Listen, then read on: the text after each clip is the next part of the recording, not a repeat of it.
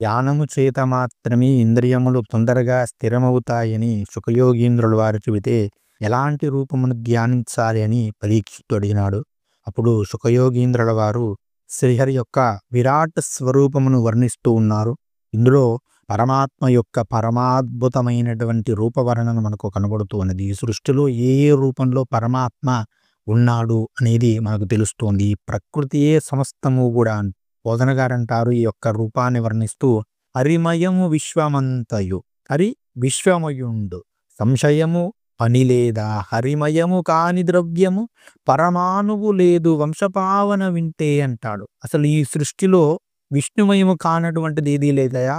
విశ్వమంతా విష్ణుమయము, విష్ణువే విశ్వమయుడు. విశ్వంలో విష్ణువు ఉన్నాడు, విష్ణువులో విశ్వం ఉన్నది. విశ్వం విష్ణు, అదే కదా విష్ణు సహస్రనామ ప్రారంభము. కాబట్టి ఇందులో అనువంత కూడా సందేహమే లేదు. విష్ణుమయము కాని పదార్థం ఈ విశ్వములో ఒక్క పరమాణువు కూడా లేదు. మనం అతి సూక్ష్మమైనది పరమాణువు అంటాం కదా, అంతకంటే సూక్ష్మమైనటువంటి పదార్థం ఏదైనా ఉన్నా కూడా అది కూడా విష్ణువు యొక్క రూపమే తప్ప విష్ణువు కానిదేది కూడా ఈ సృష్టిలో ఉండదు అని చెప్తాడు పోతన గారు. ఆ విరాట్ స్వరూపంలో ఏ ఏ స్వరూపము ఎక్కడ స్థిరీకరింపబడి ఉన్నది అనేటువంటి విషయాన్ని మనకు చెబుతూ, ఈ విశ్వము యొక్క భూత భవిష్యత్ వర్తమానములన్నీ కూడా ఈ విరాట్ స్వరూపంలో గోచరిస్తాయి అని చెబుతూ ఉన్నాడు. భూమి, జలము, అగ్ని, వాయువు, ఆకాశము, అహంకారము, మహత్తత్వము అనబడు 7 ఆవరణలు కూడా మహాండకోశమైనటువంటి విరాట్ పురుషుని శరీరాన్ని ఆవరించి ఉన్నాయట. 7 అండముల ద్వారా మహా ఆవరణల ద్వారా ఆ యొక్క విరాట్ పురుషుని శరీరాన్ని ఆవరించి ఉన్నాయని చెబుతూ ఉన్నాడు. ధారణ చేయదగినటువంటి విరాట్ పురుషుడు ఆ శరీరంలోనే ప్రకాశిస్తూ ఉంటాడు. ఆ మహాత్ముని పాదము క్రింది భాగమే పాతాళము. పాతాళము అంటే పరమాత్మ యొక్క క్రింది భాగము, పాదము యొక్క క్రింది భాగము. అతని కాలి మడిమ, కాలి పై భాగము రసాతలము, అతని చీలమండలు మహాతలము, పిక్కలు తలాతలము, అతని మోకాళ్ళు సుతలము, అతని తొడలు వితలము అతలము, అతని జగన భాగము అంటే పొత్తి కడుపు మహీతలము, భూమి అంటారు దాన్ని. అతని నాభీస్థలము ఆకాశము, అతని వక్షస్థలము నక్షత్రలోకము, అతని మెడ మహర్లోకము, అతని ముఖము జనోలోకము, అతని లలాటము తపోలోకము, అతని శిరస్సు సత్యలోకము, అతని బాహువులు ఇంద్రాది దేవతలు, అతని కర్ణాలు దిక్కులు, అతని శ్రోత్రేంద్రియము శబ్దము, అశ్వినీ దేవతలే అతని యొక్క నాసికారంధ్రాలు, గంధము అతని యొక్క గ్రాణేంద్రియము అంటే వాసనే అతని యొక్క గ్రాణేంద్రియము, అగ్ని అతని నోరు, అతని కండ్లు అంతరిక్షము ద్యులోకము అంటారు దీనిని. అతని చక్షురింద్రియములు సూర్యుడు, సూర్యో చక్షో అజాయత చక్షోరింద్రో అంటారు కదా. అతని కనురెప్పలే రేయింబవళ్ళు, అందుకే మూసుకుంటాయి, ఒకప్పుడు చీకటి ఒకప్పుడు వెలుతురు. అతని బ్రుకుటి భాగము కనుబొమ్మల మధ్య భాగము బ్రహ్మనివాస స్థలము, అతని దవడలే జలము, అతని జిహ్వేంద్రియము నాలుక రసము, అతని భాషణములు అతని మాటలే వేదాలు, అతని నోటిలోని కూరలే యముడు, స్నేహ కలలు అతని దంతాలు, జనులకు ఉన్మాదము మోహము కలిగించే మాయా విశేషమే అతని నవ్వులు, అతని నవ్వే మాయ చేస్తుంది. అతని కటాక్ష వీక్షణలే అతని సృష్టులు, అతని కటాక్ష వీక్షణలే అనంత సృష్టులు, సిగ్గు లోభములు అతని పదవులు, అతని రొమ్ము ధర్మము, రొమ్ము విరుచుకొని ధర్మంగా ఉన్నానని చెప్పాలి అందుకే. అతని వెన్ను అధర్మము, అతని పురుషాంగము ప్రజాపతి, వృషణాలు మిత్రావరణులు, అతని ఉదరము సముద్రము, కొండలు అతని ఎముకలు, నదులు అతని నాడులు, చెట్లు రోమాలు, అందుకే చెట్లను ఇష్టం వచ్చినట్లుగా కొట్టకూడదండి. చెట్లను ఇష్టం వచ్చినట్టుగా పీకేసినా కొట్టేసినా ఆకులు విరిచినా కూడా పెద్దవాళ్ళు ఊకునేవారు కాదు. ఎందుకంటే పరమాత్మకు రోమాలను బలవంతంగా పీకివేసినటువంటి పాపం వస్తుంది. కాబట్టి ఆ చెట్లను అనవసరంగా పీకకూడదు. ఇలా ప్రకృతిలో ప్రతి ఒక్క దాంట్లో కూడా పరమాత్మ ఉన్నాడు చెప్పినటువంటి ధర్మం, ఏకైక ధర్మం మన ధర్మము. వాయువే పరమాత్మ యొక్క ఊపిరి. వాయువును కాలుష్యం చేస్తే పరమాత్మ ఊపిరిని కాలుష్యం చేసిన వాళ్ళం అవుతాము.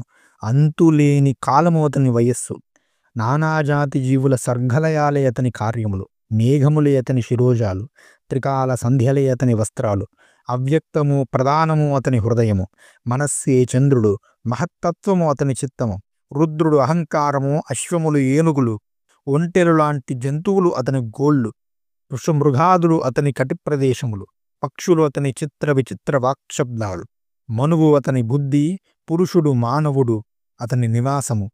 పురుషుడు ఏమంటే మనుష్యుడు, మనలోనే అతడు నివాసం ఉంటాడండి, ఎక్కడో ఉండడు.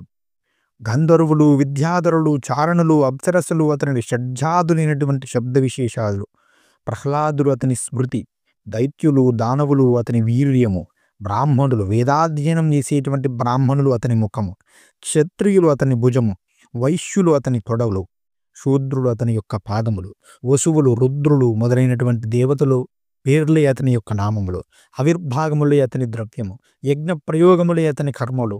ఇటువంటి విశ్వమయుడైనటువంటి విరాట్ పురుషుని రూపాన్ని మోక్షార్థి అయిన వాడు తన మనస్సులో సంధానం చేసుకోవాలి. ఇంతా కాదయ్యా, విశ్వమంతా కూడా విష్ణుమయముగా, విష్ణువే విష్ణుమయుడిగా ధ్యానము చేస్తున్న వాడికి ముక్తి తథ్యము. ఈ విధముగా సర్వాంతర్యామి అయినటువంటి పరమేశ్వరుడు ప్రాణుల హృదయాలలో ఉంటూ బుద్ధి వ్యాపారాలను తెలుసుకుంటాడు. అతడు సత్స్వరూపుడు, ఆనందస్వరూపుడు, విజ్ఞానమూర్తి.